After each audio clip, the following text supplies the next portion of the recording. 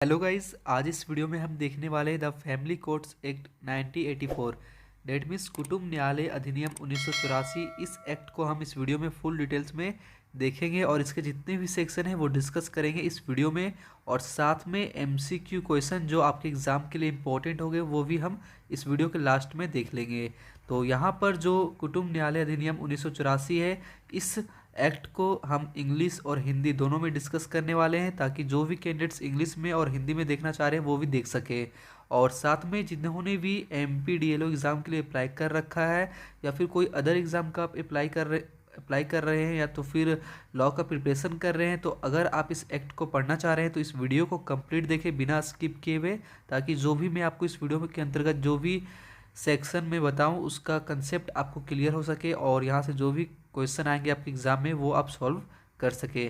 तो इस वीडियो को लास्ट तक देखिएगा। और साथ में यहाँ पर MPDLO एग्ज़ाम के लिए मैंने प्लेलिस्ट तैयार कर रखा है, जो आप यूट्यूब चैनल के ऊपर जाकर प्लेलिस्ट चेक कर सकते हैं और वहाँ पर MPDLO एग्ज़ाम का प्लेलिस्ट में आपको सारे टॉपिक के ऊपर वीडियो देखने को मिल जाएगा। और साथ में यहाँ पर जो भी कैंडिडेट्स ने अभी तक सब्सक्राइब नहीं किया यूट्यूब चैनल को स्टडी विथ मी को, तो सब्सक्राइब जरूर कर लें और इस वीडियो को शेयर भी करें। और आपको डिस्क्रिप्शन में भी लिंक मिल जाएगा प्लेलिस्ट का, जो कि आप वहाँ से डायरेक्टली उस वीडियो को देख सकते हैं। तो चलिए वीडियो स्टार्ट करते हैं। और यहाँ पर बहुत ऐसे कैंडिडेट्स हैं जिन्होंने DLO के लिए तैयारी कर रहे हैं और जिनका भी सिलेबस कंप्लीट हो चुका है, जिन्होंने भी खुद से अपना स्टडी कंप्लीट कर लिया है, उनसे अगर वो और मार्क्स डेट मीन्स उस एग्ज़ाम को लेके प्रिपरेशन और भी करना चाह रहे हैं, तो आप सभी को मैं रिकमेंड करूंगा कि जो भी कैंडिडेट्स एग्ज़ाम में अपियर होने वाले हैं, आप सभी के पास टाइम बहुत कम है, तो यहाँ आप एक बुक परचेस कर लीजिए जो आपको MCQ क्वेश्चन वहाँ से देखने को मिले और उस MCQ क्वेश्चन को जितना हो सके सॉल्व करें। डेट मीन्स आपको MCQ क्वेश्चन के लिए एक बुक खरीदना है और वहाँ से हर एक सिलेबस के ऊपर जो है आपको सॉल्व कर लेना है, ताकि अगर क्वेश्चन आए आपको टाइप्स ऑफ क्वेश्चन जो है वो पता चल सके और आपके एग्ज़ाम में अच्छा मार्क्स आए। तो आप एक बुक ज़रूर परचेस करें। और साथ में अगर आपको बुक परचेस करना है, तो अगर मेरे द्वारा परचेस करना है तो आप मुझे भी कंसल्ट कर सकते हैं और मैसेज कमेंट कर सकते हैं, जहाँ पे आपको मैं 35% डिस्काउंट पे आपको मैं बुक अवेलेबल करवा दूंगा होम डिलीवरी सर्विस के साथ में। तो चलिए इस वीडियो को स्टार्ट करते हैं और यहाँ पर देखते हैं इस अधिनियम को। तो यहाँ पर सबसे पहले हम इसे इंग्लिश और हिंदी दोनों में देखने वाले हैं। तो यहाँ पर जो इस एक्ट के बारे में कुछ हम बेसिक चीज़ जान लेते हैं। तो यहाँ पर इस एक्ट के अंतर्गत अधिनियम में टोटल चैप्टर यहाँ पर दिया हुआ है, chapter that means total 6 chapter यहाँ पढ़ना है और टोटल जो धारा है सेक्शन है वो 23 धारा है। तो इस अधिनियम के अंतर्गत देखना है। तो चलिए देखते हैं। पहला हमें सेक्शन 1 में चैप्टर 1 में प्रीलिमिनरी देखना है और इसमें सेक्शन 1 दिया हुआ है short title extent and commencement. Date means इस एक्ट को क्या कहा जाता है वो हम देखते हैं। तो इस एक्ट का नाम है द फैमिली कोर्ट्स एक्ट 1984, इस एक्ट का नाम है। और इसमें जो सेक्शन 2 दिया है वो हम देख लेते हैं। तो यहाँ पर सेक्शन 2 में परिभाषा डेफिनेशन दिया हुआ है। डेफिनेशन है सेक्शन 2 क्लाउज A के अंतर्गत जज।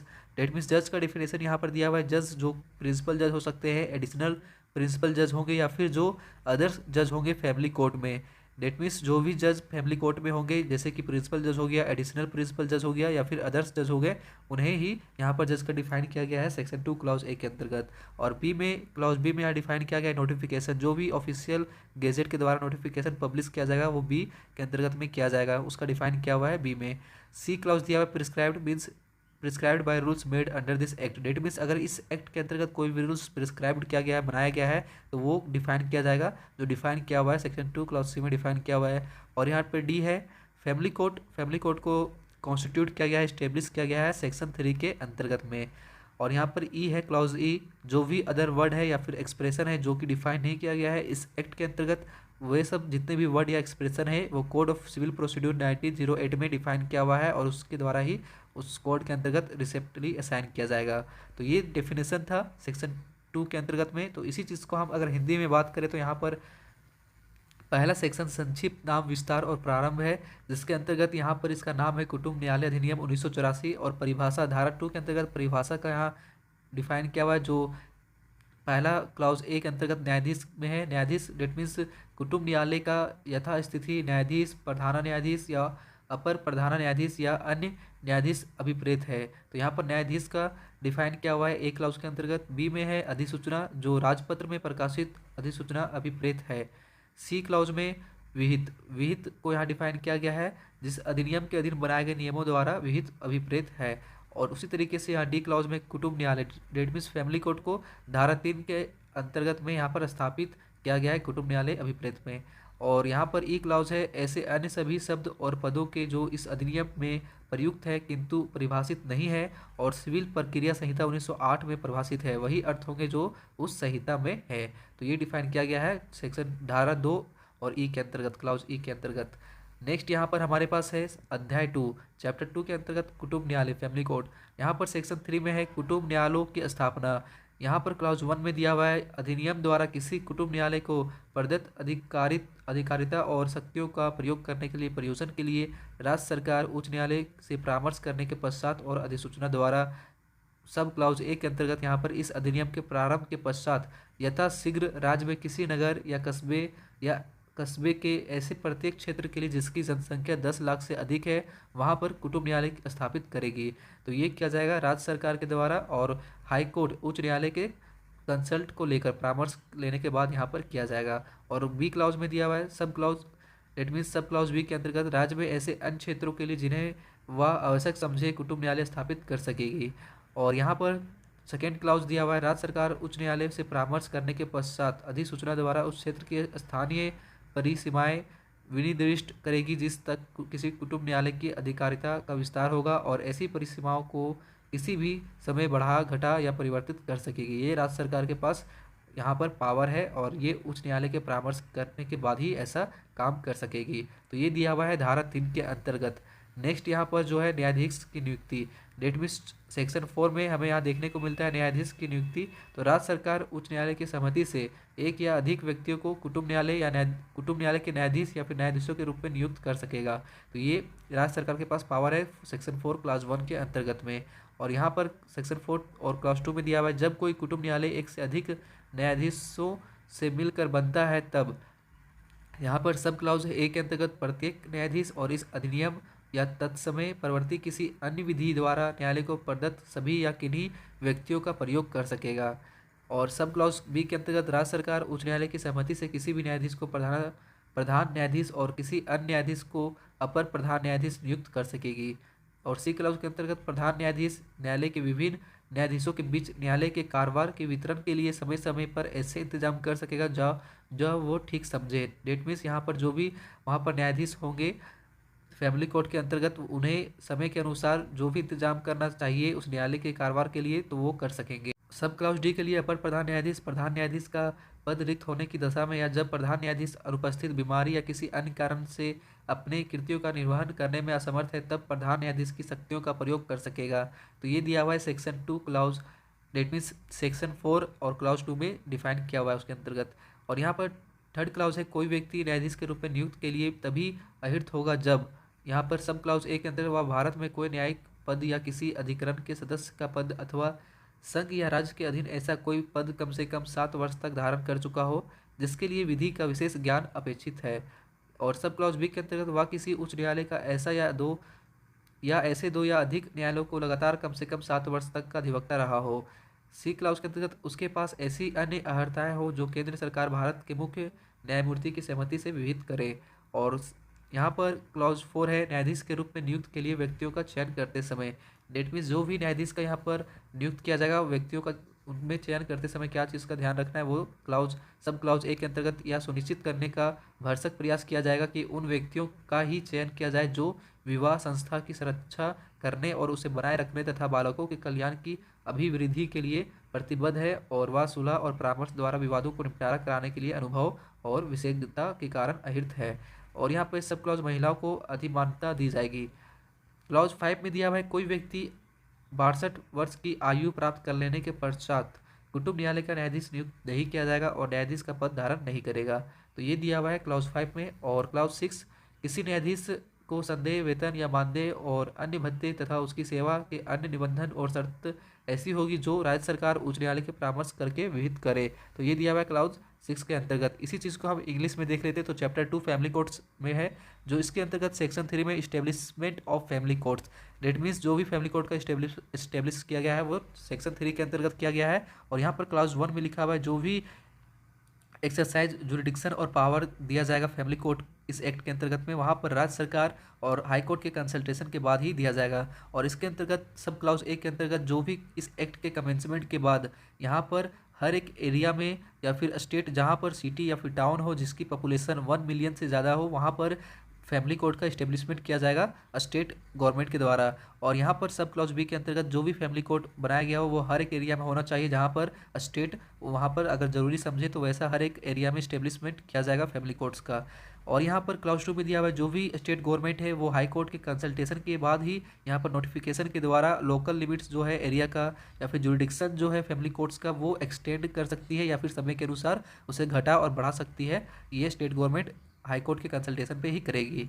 तो ये दिया हुआ है सेक्शन 3 में। और सेक्शन 4 जो है अपॉइंटमेंट ऑफ जजेस, अब जज का अपॉइंटमेंट कैसे किया जाएगा वो हमें सेक्शन 4 में देखने को मिलेगा। यहाँ पर क्लाउज 1 के अंतर्गत जो भी स्टेट गवर्नमेंट है वो हाई कोर्ट के कंसल्ट के करने के बाद यहाँ पर एक पर्सन या एक पर्सन से ज़्यादा जजेस का अपॉइंटमेंट किया जा सकता है फैमिली कोर्ट में। और यहाँ पर क्लाउज 2 है जब भी फैमिली कोर्ट कंसिस्ट करेगी मोर देन 1 जज, तो वहाँ पर कुछ बातों का ध्यान रखा जाएगा। जो सब क्लाउज ए के अंतर्गत जो भी जज होंगे वो एक्सरसाइज करेंगे जो भी पावर उनको दिया जाएगा कोर्ट में और इस एक्ट के अंतर्गत और समय के अनुसार। और बी क्लाउज में दिया हुआ है, सब क्लाउज बी में दिया हुआ है जो भी स्टेट गवर्नमेंट या फिर हाई कोर्ट के कंसल्ट के बाद जो भी अपॉइंटमेंट किया गया हो जजेस का या फिर प्रिंसिपल जज के तौर पे या फिर कोई अदर जजेस जो एडिशनल प्रिंसिपल जज हो वो बी के अंतर्गत किया जाएगा। सब क्लाउज सी में दिया हुआ है जो भी प्रिंसिपल जज है उन्हें समय के अनुसार यहाँ पर हर एक अरेंजमेंट करना पड़ेगा जो इस कोर्ट को चलाने के लिए यहाँ पर जजेस के लिए या फिर डिस्ट्रीब्यूशन के लिए ज़रूरी समझे, वैसा अरेंजमेंट यहाँ पर प्रिंसिपल जज के द्वारा समय के अनुसार किया जाएगा। और यहाँ पे सब क्लॉज डी के अंतर्गत जो भी एडिशनल प्रिंसिपल जज है वो अपना पावर्स को एक्सरसाइज कर सकती है और प्रिंसिपल जज भी अपने प्रिंसिपल जज की अगर वैकेंसी का ऑफिस जो खाली रहता है उस समय पे यहाँ पर जो भी प्रिंसिपल जज है अगर वो किसी भी तरह का फंक्शन नहीं कर पा रहे हैं, अब्सेंस है या फिर वो अपनी बीमारी के रीज़न से हो या फिर कोई भी रीज़न से, तो इनके जो है एडिशनल प्रिंसिपल जज के पास पावर सारा दे दिया जाएगा। तो ये डिफाइन किया हुआ है सेक्शन 4 क्लाउज 2 ए सब क्लाउज डी के अंतर्गत। नेक्स्ट यहाँ पर क्लाउज 3 में है जो भी पर्सन यहाँ पर क्वालिफाइड होंगे अपॉइंटमेंट के लिए, डेट मीन्स कोई भी पर्सन यहाँ पर क्वालिफाई नहीं किए जाएंगे अपॉइंटमेंट के लिए जो जज होंगे जब तक उनके पास यहाँ पर सब क्लाउज ए के अंतर्गत अगर उनके पास 7 ईयर्स का जुडिशियल ऑफिस इन इंडिया या फिर office of member of tribunal के अंतर्गत यहाँ पर यूनियन या स्टेट में स्पेशल नॉलेज के साथ में लॉ का होना चाहिए, या फिर उनके पास पोस्ट जो 7 ईयर्स से कम नहीं होना चाहिए और नॉलेज ऑफ लॉ भी जरूरी है जो यूनियन या स्टेट के लेवल पे होना चाहिए। और साथ में यहाँ पर बी में दिया हुआ है सब क्लॉज बी में जो भी 7 ईयर्स से कम, डेट मीन्स जिनके पास एटलीस्ट 7 ईयर्स का एडवोकेट है जो हाई कोर्ट के हो या फिर हाई कोर्ट से हो या फिर कोई अदर भी कोर्ट से हो, तो उनको भी यहाँ पर अपॉइंटमेंट किया जा सकता है। और सब क्लाउज सी के अंतर्गत जो भी अदर क्वालिफिकेशन है जैसे कि सेंट्रल गवर्नमेंट के द्वारा और चीफ जस्टिस ऑफ इंडिया के द्वारा यहाँ पर प्रिस्क्राइब किया हुआ है उसके हिसाब से इनका अपॉइंटमेंट किया जा सकता है। नेक्स्ट यहाँ पर 4 सर क्या है अपॉइंटमेंट ऑफ जजेस के लिए वो हम देखते हैं। तो यहाँ पर सब क्लाउज ए के अंतर्गत जो भी यहाँ पर इंश्योर किया जाएगा पर्सन के द्वारा कि जो भी जिन्होंने भी इसके लिए प्रोटेक्ट, डेट मीन्स जो भी यहाँ पर जजेस को अपॉइंटमेंट किया जा रहा है वो प्रोटेक्ट कर सके और इंस्टीट्यूशन ऑफ मैरिज को ये प्रमोट कर सके, वेलफेयर ऑफ चिल्ड्रेन को प्रमोट कर सके। और यहाँ पर जो भी उनके पास एक्सपीरियंस है एक्सपर्ट है वो होना चाहिए कि वो जो भी सेटलमेंट डिस्प्यूट वहाँ पर आए, डेट मीन्स जो भी डिस्प्यूट फैमिली कोर्ट में आए उसे वो सेटलमेंट कर सके, उन्हें काउंसलिंग के द्वारा उन्हें सॉल्व कर सके। तो ये होना चाहिए उनके पास जो एक्सपीरियंस या फिर एक्सपर्टाइज के रूप में होना चाहिए। और बी क्लास के अंतर्गत जो भी यहाँ पर वुमेन है उन्हें प्रीफरेंस दिया जाएगा यहाँ पर। और क्लाउज 5 में दिया हुआ है जो भी पर्सन, डेट मीन्स कोई भी पर्सन इनके लिए अपॉइंटमेंट नहीं किए जाएंगे अगर उनका जो जज है अगर उनको जज के रूप में यहाँ पर कोई भी पर्सन को अपॉइंटमेंट नहीं किया जाएगा जो जिनका एज जो है 62 ईयर्स कंप्लीट हो चुका है, उन्हें जज ऑफ अ फैमिली कोर्ट के रूप में अपॉइंटमेंट नहीं किया जाएगा। और क्लाउज 6 के अंतर्गत जो भी सैलरी दिया जा रहा है या फिर हॉनोरेरियम या फिर अलाउंसेस दिया जा रहा है वो सब सारे टर्म एंड कंडीशन जो होंगे सर्विसेज के जज का वो स्टेट गवर्नमेंट के द्वारा और हाई कोर्ट के कंसल्ट के द्वारा ही प्रिस्क्राइब किया जाएगा। तो ये दिया हुआ है हमें सेक्शन 4 के अंतर्गत। और यहाँ पर 5 सेक्शन में दिया गया है association of social welfare agency ETC, date means यहाँ स्टेट गवर्नमेंट कंसल्ट कर सकती है हाई कोर्ट के द्वारा और वहाँ पर जो भी रूल्स है एसोसिएशन है वो सब सारे चीज़ यहाँ पर कंडीशन के साथ स्पेसिफाइड किया जाएगा रूल्स जो फैमिली कोर्ट के साथ में होगा। और यहाँ पर क्लाउज ए में दिया हुआ है जो भी इंस्टीट्यूशन हो ऑर्गेनाइजेशन है वो इंगेज होगी सोशल वेलफेयर और रिप्रेजेंटेटिव के लिए जो फैमिली कोर्ट को उनके वेलफेयर को रिप्रेजेंट कर सके। और यहाँ पर बी क्लाउज में दिया हुआ है पर्सन जो भी प्रोफेशनली इंगेज्ड है जो प्रमोट कर रहे हैं वेलफेयर ऑफ द फैमिली वो बी के अंतर्गत किया जाएगा। सी में दिया हुआ है जो भी पर्सन वर्किंग कर रहे हैं सोशल वेलफेयर के फील्ड में उन्हें यहाँ पर रखा गया है सी क्लाउज के अंतर्गत। और डी में जो भी अदर पर्सन है जिनका एसोसिएशन है फैमिली कोर्ट्स के साथ या फिर जो एक्सरसाइज कर रहे हैं जुरिडिक्शन को लेकर, वो इस एक्ट के अंतर्गत उन्हें भी यहाँ पर रखा गया है डी क्लाउज के अंतर्गत। तो ये हमें सेक्शन 5 में देखा जाता है, association of social welfare agency etc. Next यहाँ पर सेक्शन 6 है counsellor officers and other employees of family court. That means यहाँ पर क्लाउज 1 के अंतर्गत जो भी स्टेट गवर्नमेंट है वो हाई कोर्ट के कंसल्ट के बाद यहाँ पर जो भी नंबर या फिर कैटेगरीज ऑफ काउंसलर है, ऑफिसर है या फिर अदर एम्प्लॉयज़ है जो फैमिली कोर्ट में ज़रूरी है उनके हेल्प के लिए, ताकि वो सहायता कर सके फैमिली कोर्ट का, तो उनके फंक्शन और प्रोवाइड कर सकती है ऐसे फैमिली कोर्ट को जो भी काउंसलर, ऑफिसर और अदर एम्प्लॉय वहाँ पर ज़रूरत होगा। तो यहाँ पर स्टेट गवर्नमेंट हाई कोर्ट के कंसल्ट के द्वारा ये किया जाएगा। और यहाँ पर क्लाउज 2 के अंतर्गत जो भी टर्म एंड कंडीशन है वो सारे काउंसलर्स के लिए या फिर term and condition of services हो ऑफिसर के लिए या फिर अदर एम्प्लॉयज़ के लिए वो डिफाइन किया गया है सब सेक्शन 1 में। और यहाँ पर स्पेसिफाइड भी किया जा सकता है जो रूल्स बनाया जा सकता है स्टेट गवर्नमेंट के द्वारा। तो ये है सेक्शन 6। और इसी चीज़ को अगर हम हिंदी में समझें तो यहाँ पर धारा 5 के अंतर्गत समाज कल्याण अभिकरणों आदि का संयोजन जो सेक्शन धारा 5 के अंतर्गत किया जाता है, और राज्य सरकार और उच्च न्यायालय का परामर्श करके ऐसी रीति से और ऐसे प्रयोजनों के लिए और ऐसी शर्तों के अधीन रहते हुए जो नियम द्वारा विनिर्दिष्ट की जाए और कुटुंब न्यायालय के साथ निम्नलिखित संयोजन के लिए नियमों द्वारा उपबंध कर सकेगी। तो यहाँ पर समाज कल्याण में लगी हुई संस्था संगठन भी इनके हेल्प कर सकती है, जो कुटुंब न्यायालय का हेल्प हो सकेगा सहायता। तो ये दिया हुआ है सेक्शन 5 धारा 5 में दिया हुआ है। नेक्स्ट यहाँ पर धारा 6 के अंदर दिया हुआ है कुटुंब न्यायालयों के परामर्शदाता अधिकारी और अन्य कर्मचारी। यहाँ क्लाउज 1 में दिया हुआ है राज्य सरकार उच्च न्यायालय के परामर्श करके कुटुंब न्यायालय के कृत्यों के निर्वहन में उसकी सहायता करने के लिए अपेक्षित परामर्शदाताओं, अधिकारियों और अन्य कर्मचारियों की संख्या या फिर उनकी अवधारणा करेगी और कुटुंब न्यायालय के लिए ऐसे ऐसे अधिकारियों कर्मचारियों की व्यवस्था करेगी जो वो ठीक समझे। और यहाँ पर क्लास 2 में दिया हुआ है उपधारा 1 के निर्दिष्ट परामर्शदाताओं के संयोजन के निबंधन और शर्त तथा अधिकारियों और अन्य कर्मचारी की सेवा के निबंधन और शर्त ऐसी होगी जो राज्य सरकार द्वारा बनाए गए नियमों द्वारा विनिर्दिष्ट की जाए। तो ये दिया हुआ है सेक्शन 2 डेट मीन सेक्शन 6 के अंतर्गत में। यहाँ पर चैप्टर 3 के अंतर्गत में डिफाइन किया हुआ है जुरिडिक्शन, और जुरिडिक्शन का डिफाइन यहाँ पर सेक्शन 7 में किया गया है।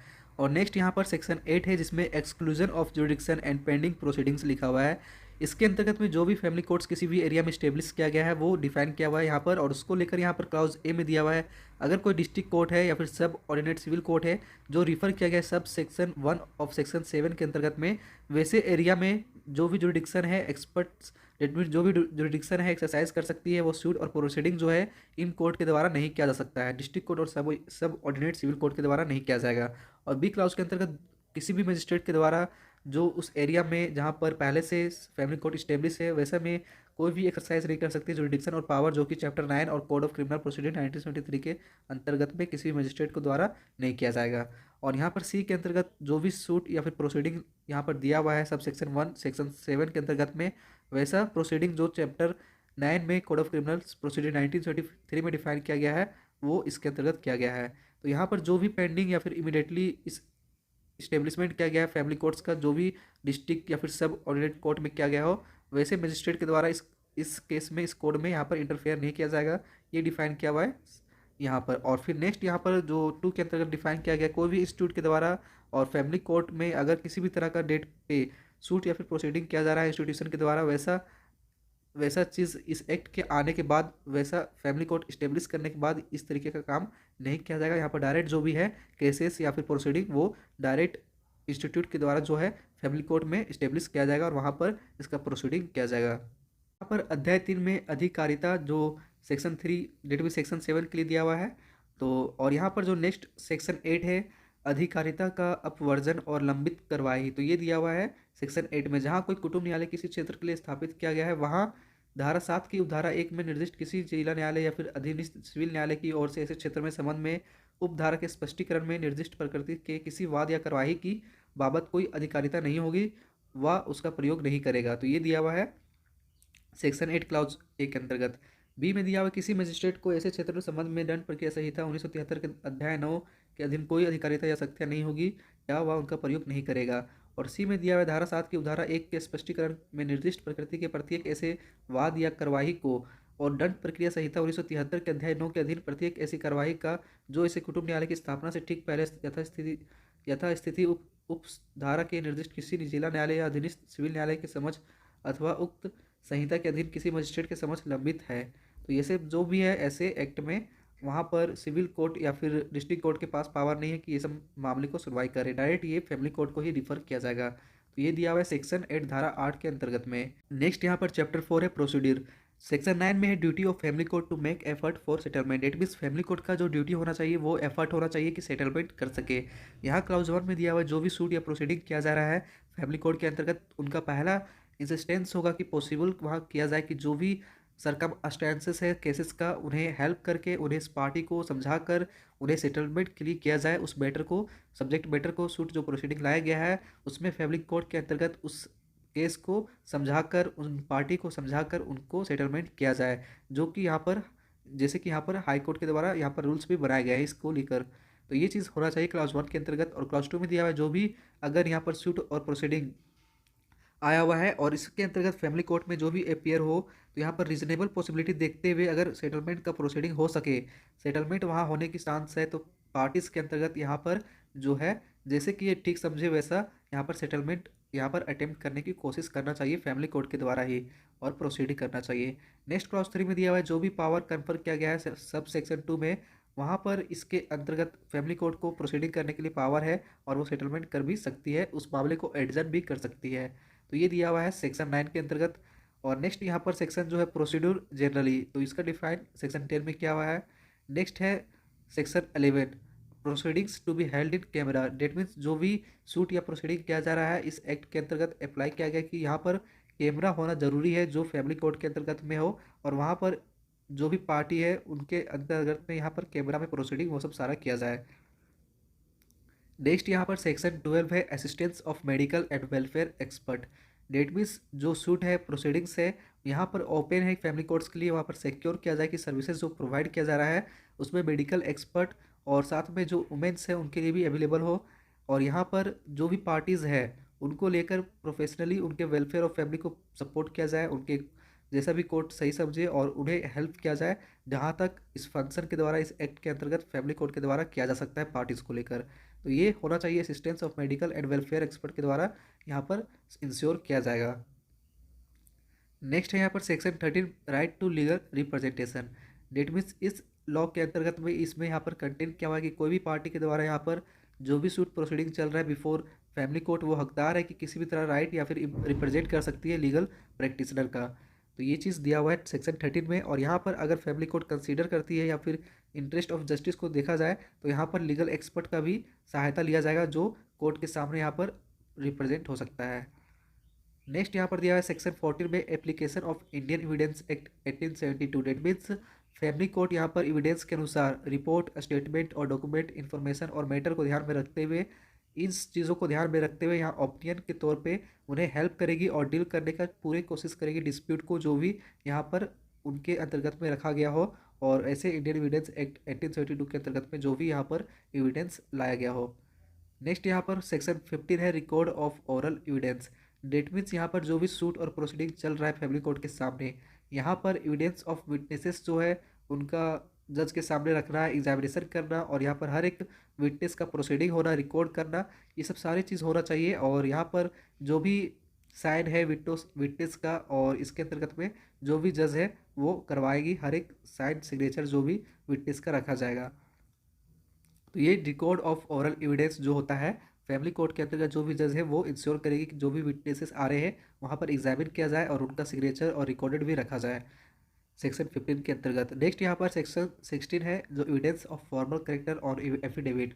यहाँ क्लाउज 1 के अंतर्गत अगर एविडेंस कोई पर्सन के द्वारा दिया जा रहा है जो फॉर्मल करेक्टर में दिया हुआ है, जो एफिडेविट के तौर पर है, और वहाँ पर हर एक एक्सेप्शन लिखा हुआ है एविडेंस के तौर पर जो सूट और प्रोसीडिंग किया जाएगा बिफोर फैमिली कोर्ट के अंतर्गत में। क्लाउज 2 में दिया हुआ है जो भी फैमिली कोर्ट यहाँ पर है वहाँ उनके द्वारा जो भी सही समझे उस एप्लीकेशन को ध्यान में रखते हुए पार्टीज़ को, उनके समन को जो भी एग्जामिन किया जा रहा है उस फैक्ट को लेकर, वहाँ पर एफिडेविट को लेकर उन्हें समन भी भेजा जा सकता है जैसे कि फैमिली कोर्ट सही समझे। नेक्स्ट यहाँ पर सेक्शन 17 है। सेक्शन 17 के अंतर्गत यहाँ पर जजमेंट को डिफाइन किया गया है। तो यहाँ पर जजमेंट का डिफाइन जो किया गया है उसका डिफाइनेशन यहाँ पर दिया हुआ है कि अगर जजमेंट जो फैमिली कोर्ट के द्वारा सुनाया जा रहा है, जो स्टेटमेंट ऑफ केस है, जो पॉइंट को यहाँ पर डिटरमाइन किया गया हो, वैसे डिसीजन को यहाँ पर रीजन के साथ डिसीजन देना होगा और उस जजमेंट को लिखा होना चाहिए। पर सेक्शन 18 है execution of decree and order. Date means यहाँ पर जो भी ऑर्डर दिया जा रहा है जज के द्वारा वो चीज़ यहाँ पर दिया हुआ है सेक्शन 18 में। तो यहाँ पर क्लॉज 1 के अंतर्गत यहाँ पर जो भी ऑर्डर दिया जा रहा है chapter 9 code of criminal procedure 1973 के अंतर्गत जो भी पास किया गया है फैमिली कोर्ट के द्वारा वो एफर्ट होगा और वो इफेक्ट होगा और उस ऑर्डर को सिविल कोर्ट या फिर किसी भी तरीके का एग्जीक्यूट किया जा सकता है यहाँ पर, जैसे कि प्रिस्क्राइब किया हुआ है कोड ऑफ सिविल प्रोसीड्यूर 1908 में, वैसे ऑर्डर को यहाँ पर एग्जीक्यूट किया जा सकता है। और क्लॉज 2 में दिया हुआ है जो भी ऑर्डर पास किया गया है फैमिली कोर्ट में और chapter 9 code of criminal procedure 1973 के अंतर्गत, वैसे यहाँ पर जो भी प्रिस्क्राइब्ड है उसी कोड के अंतर्गत किया जा सकता है। नेक्स्ट यहाँ पर क्लॉज 3 में दिया हुआ है जो भी ऑर्डर यहाँ पर एग्जीक्यूट किया गया है फैमिली के द्वारा, that means either family court के द्वारा पास किया गया है, वैसे फैमिली कोर्ट या फिर ऑर्डिनरी सिविल कोर्ट इस चीज़ को एग्जीक्यूट करने के लिए भेज सकती है। तो ये डिफाइन किया हुआ है execution of decrease and order. That means order को एग्जीक्यूट करना और उसे पालन करना जो है एग्जीक्यूशन करना यहाँ पर सेक्शन 18 में डिफाइन किया हुआ है। इसी चीज़ को अगर हम हिंदी में देखते हैं तो यहाँ पर हमें देखने को मिलता है जो चैप्टर 4 के अंतर्गत प्रक्रिया प्रोसीड्यूर है और यहाँ पर सेक्शन 9 धारा 9 के अंतर्गत समझौता कराने के लिए प्रयत्न करने का न्यायालय का कर्तव्य यहाँ पर होना चाहिए।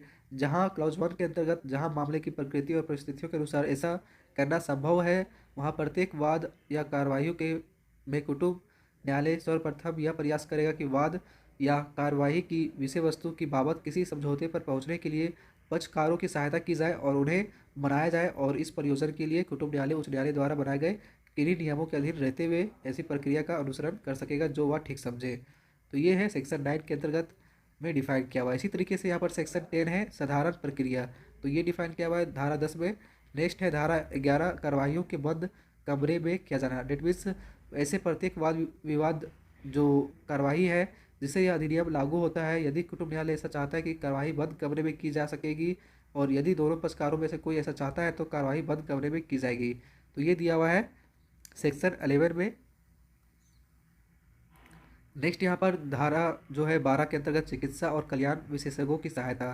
प्रत्येक वाद या कार्रवाइयों में कुटुंब न्यायालय को इस अधिनियम द्वारा अधिरोपित कृतियों के निर्वहन में अपनी सहायता के प्रयोजन के लिए किसी चिकित्सा विशेषज्ञ या ऐसे व्यक्ति, चाहे वह पक्षकारों का नातेदार हो या नहीं, जिसके अंतर्गत कुटुंब के कल्याण की अभिवृद्धि में वृत्तिक तौर पर लगा हुआ ऐसे कोई व्यक्ति है जिसे न्यायालय उचित समझे, सेवाएं प्राप्त करने की स्वतंत्रता होगी।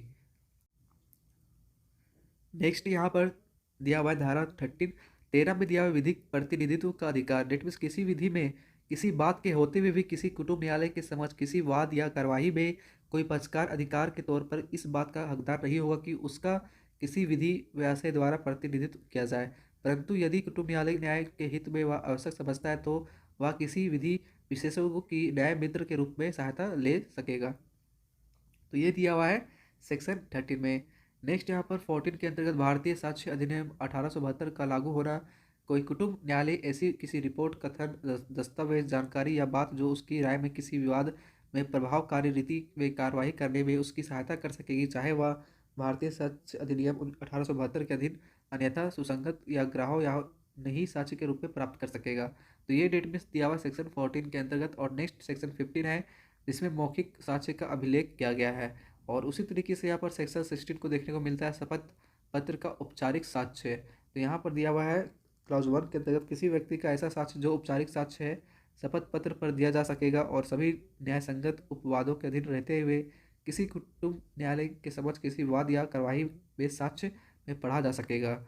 क्लॉज 2 के अंतर्गत यदि कुटुंब न्यायालय यह ठीक समझता है तो वह किसी ऐसे व्यक्ति को समन कर सकेगा और उसके शपथ पत्र में अंत वरिष्ठ तथ्यों के बारे में उसकी परीक्षा कर सकेगा तथा वाद या कार्यवाही के पक्षकारों में से किसी के आवेदन पर ऐसा करेगा। नेक्स्ट यहाँ पर सेक्शन है 17 में दिया हुआ निर्णय जजमेंट। किसी कुटुंब न्यायालय के निर्णय के मामले या संक्षिप्त कथन अवधारण पर्सन उस पर उसका विनिश्चय और ऐसे विनिश्चय का कारण होंगे। तो ये जजमेंट जो है डिफाइन किया हुआ है 17 में। और नेक्स्ट है डिक्रियों या आदेशों का निष्पादन जो 18 सेक्शन में यहाँ पर दिया हुआ है। उसी तरीके से यहाँ पर चैप्टर 5 के अंतर्गत अध्याय 5 के अंतर्गत अपीलें और पुनरीक्षण यहाँ पर है। इसमें सेक्शन 19 दिया हुआ है धारा 19 में अपील। तो अपील जो किया जाएगा वो धारा 19 के अंतर्गत किया जाएगा। इसमें क्या अपील किया जाएगा वो हम देख लेते हैं। तो यहाँ पर सेक्शन 19 में अपील को लेकर यहाँ पर जो भी डिफाइन किया हुआ है सब सेक्शन 2 में जैसे कि यहाँ पर कोड ऑफ सिविल प्रोसीड्यूर 1908 के अंतर्गत, या फिर कोड ऑफ क्रिमिनल प्रोसीड्यूर 1973 के अंतर्गत, या फिर अदर लॉ के अंतर्गत यहाँ पर किसी भी जजमेंट को लेकर या ऑर्डर को लेकर यहाँ पर फैमिली कोर्ट के द्वारा जो भी है या फिर हाई कोर्ट के द्वारा है उस फैक्ट लॉ को यहाँ पर अपील किया जा सकता है। और यहाँ पर क्लॉज 2 में है, किसी भी तरह का अपील यहाँ पर झूठा अपील नहीं किया जाएगा जो डिक्री या फिर ऑर्डर पास किया गया है फैमिली कोर्ट के द्वारा, जो कंसेंट ऑफ द पार्टीज भी यहाँ पर लिया गया है। तो ये चीज़ होना चाहिए। अगर कोई भी अपील किया जा रहा है जो कंसेंट जो भी पास किया गया है डिग्री या फिर ऑर्डर फैमिली कोर्ट के द्वारा, और वहाँ पर जो भी ऑर्डर पास किया गया है कंसेंट ऑफ द पार्टीज को लेते हुए भी, तो उसके विरुद्ध में यहाँ पर झूठा अपील नहीं किया जाएगा। और इसके अंतर्गत किसी भी तरह का सब सेक्शन में यहाँ पर अप्लाई नहीं किया जाएगा जो अपील हो या फिर हाई कोर्ट में या फिर किसी भी ऑर्डर पास किया गया हो, वैसा अपील किसी भी कोर्ट्स के अंतर्गत में नहीं किया जाएगा। नेक्स्ट यहाँ पर 3 क्लाउज के अंतर्गत जो भी अपील है वो इस सेक्शन के अंतर्गत with in period of 30 days होना चाहिए जब भी जजमेंट और ऑर्डर पास किया गया हो फैमिली कोर्ट के अंतर्गत में। तो फैमिली कोर्ट ने जब भी ऑर्डर या जजमेंट पास किया गया उसके 30 डेज के अंतर्गत ही आपको अपील करना होगा सेक्शन क्लाउज 3 के अंतर्गत, सेक्शन 19 और क्लाउज 3 के अंतर्गत।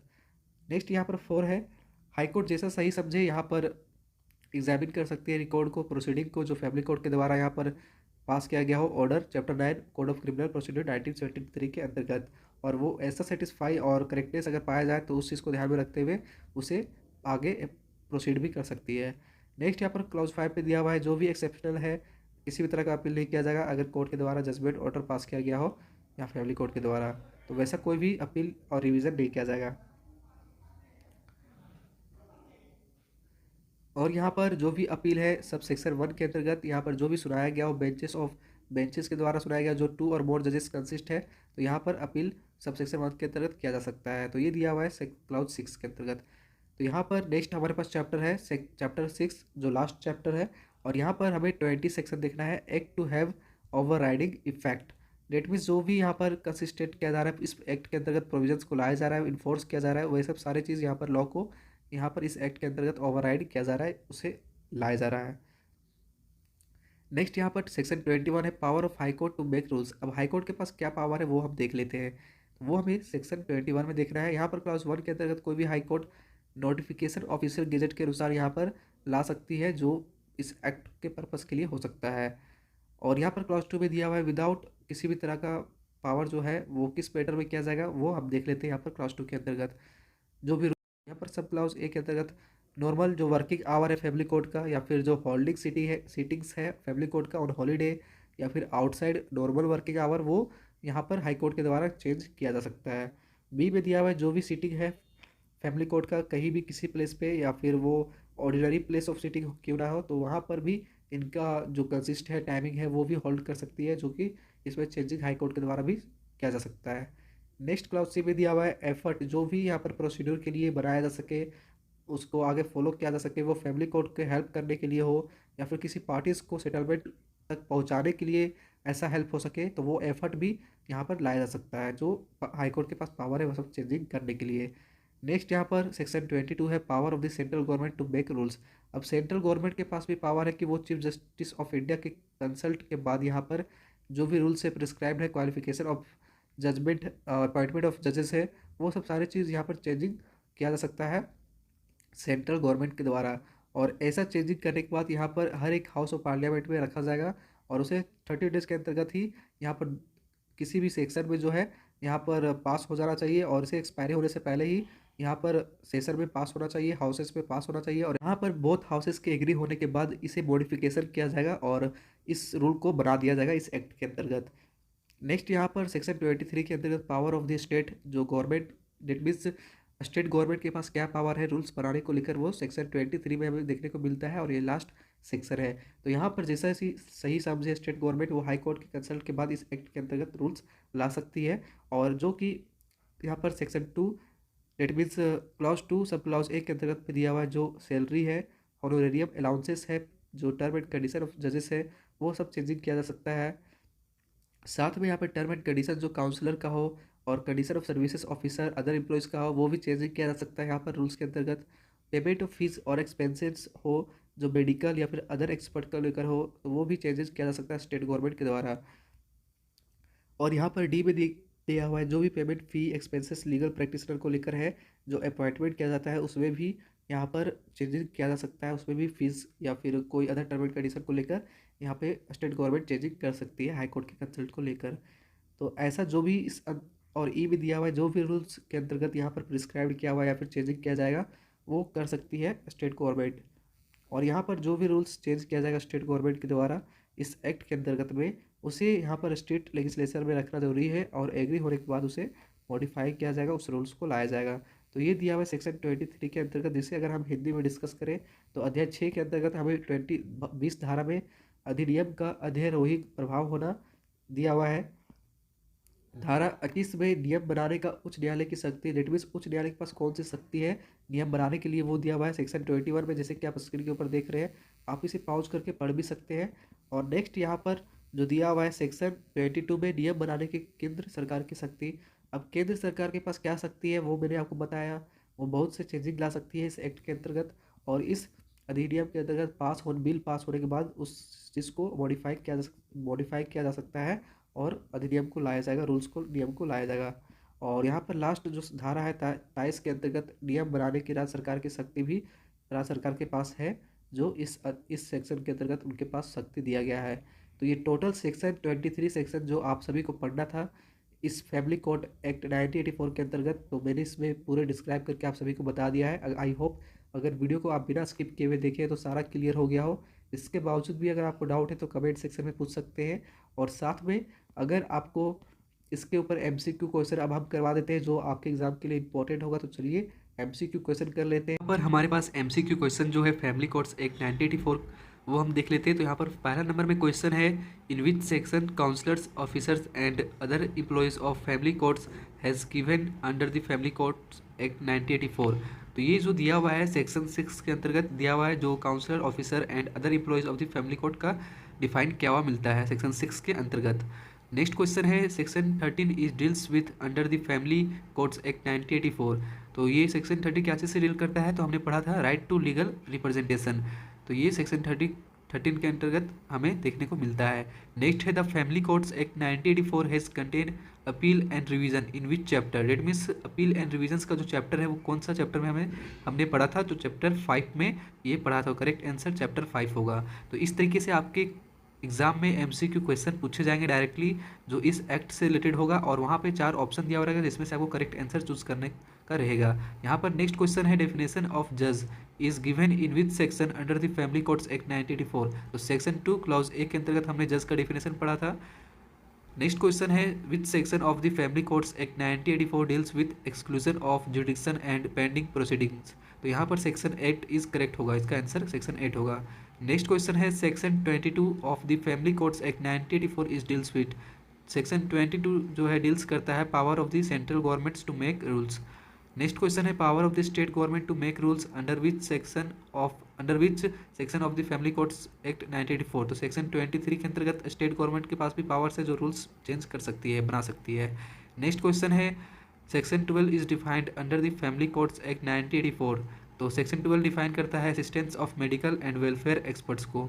नेक्स्ट क्वेश्चन है, association of social welfare agency etc under which section of the family courts act 1984। तो सेक्शन 5 के अंतर्गत हमें association of social welfare agency और एटीसी को देखने को मिलता है सेक्शन 5 में। तो ये टोटल क्वेश्चन था इस एक्ट से रिलेटेड, अधिनियम से रिलेटेड। और यहाँ पर हम प्रीवियस ईयर का भी पेपर देख लेंगे जो आपको पता चल सके कि प्रीवियस पेपर में किस तरह का क्वेश्चन इस एक्ट से पूछा गया था। तो यहाँ पर आप देख रहे हैं स्क्रीन के ऊपर फैमिली कोर्ट एक्ट 1984 से यहाँ पर हिंदी और इंग्लिश में दोनों में क्वेश्चन आपको स्क्रीन के ऊपर दिख रहा होगा। और इस ये जो भी क्वेश्चन है यहाँ से 5 मार्क्स का क्वेश्चन पूछे जाते हैं एग्जाम में, जो आपके एग्जाम में आएगा। तो चलिए देख लेते हैं किस तरह का प्रीवियस ईयर में एग्जाम में क्वेश्चन पूछा गया था यहाँ पर।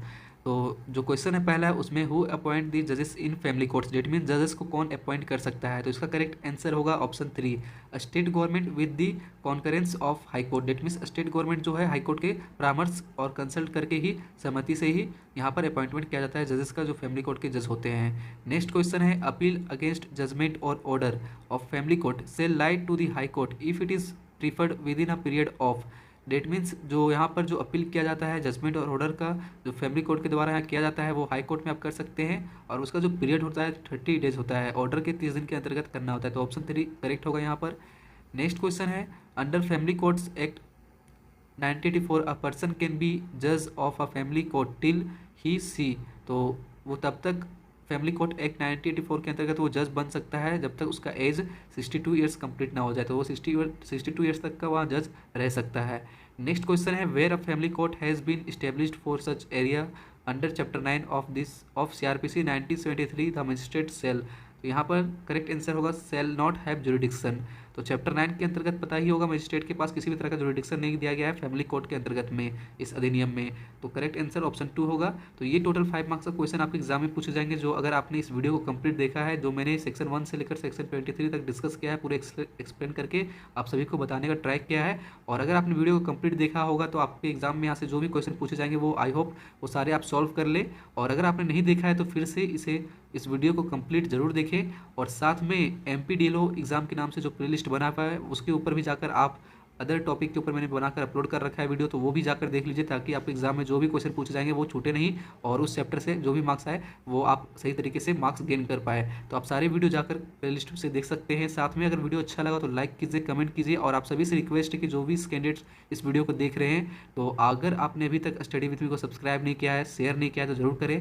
आप सभी से रिक्वेस्ट है कि वीडियो को अपने फैमिली, अपने सोशल मीडिया के थ्रू, व्हाट्सएप ग्रुप के थ्रू जरूर शेयर करें इस वीडियो को, और चैनल को सब्सक्राइब कर लें, और वीडियो अच्छा लगा तो लाइक कीजिए, कमेंट कीजिए। तो मिलते हैं नेक्स्ट वीडियो में नेक्स्ट टॉपिक के ऊपर, तब तक के लिए thank you so much for watching this video.